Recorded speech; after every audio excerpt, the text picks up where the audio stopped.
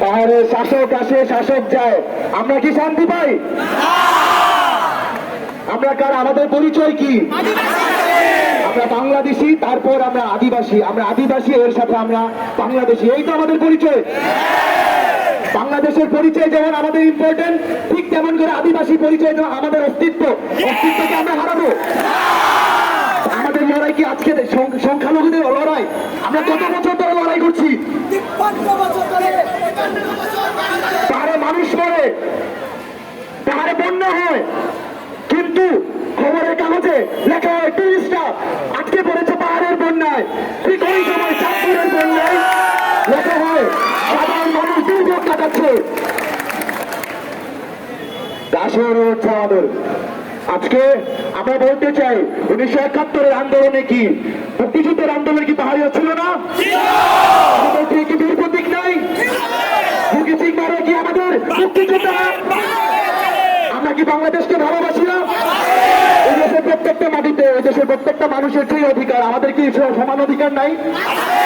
সাংবিধানিকে যে কোনো মানুষের যে অধিকার, আমাদের কি বয়ে যাওয়ার অধিকার নাই?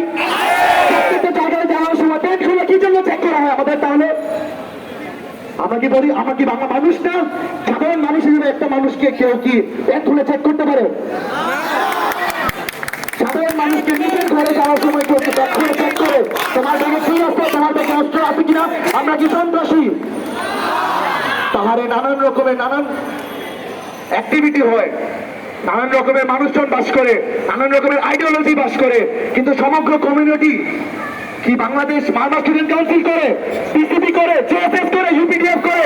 আমাদের প্রথম পরিচয় আমরা মানুষ। মানুষ হওয়ার পর যে কোনো অধিকার আমরা চাই, যে কোনো অধিকার পৃথিবী আমাদের জন্য সেট করে রাখছে, আমরা সেট করা পালন করবো। আর এই করা ছাড়া আমরা চুপ করে বসবো না। আজকের আন্দোলন এখানে শেষ না, আজকের পরে আরো বহু আন্দোলন হবে।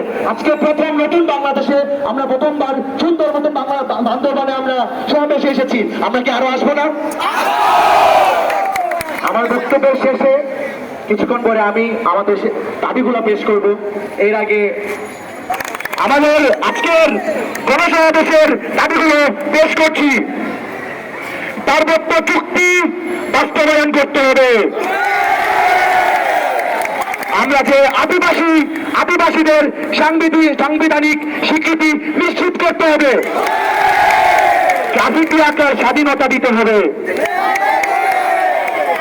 বন জনগোষ্ঠী ও পার্বত্য চট্টগ্রামে সকল রাজবন্দী নারী শিশু সহ সকলকে নিঃশর্ত মুক্তি দিতে হবে।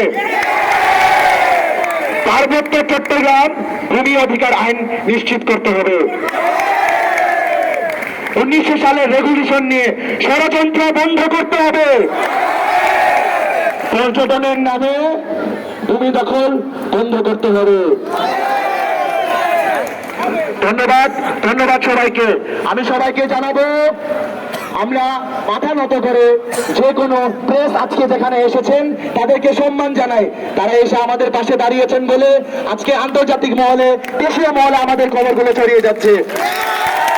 বন্ধুরা, এই স্বাধীনতা হারানো যাবে না আমাদের কাছ থেকে। আমরা কথা বলবো, আমরা গান গাবো, আমরা কাঁদবো, আমরা অধিকারের চর্চা করব, আমরা স্বাধিকারের চেষ্টা করবো। স্বাধিকার চর্চা করাতে আমাদেরকে বাধা দিতে পারবে না। এই মুহূর্তে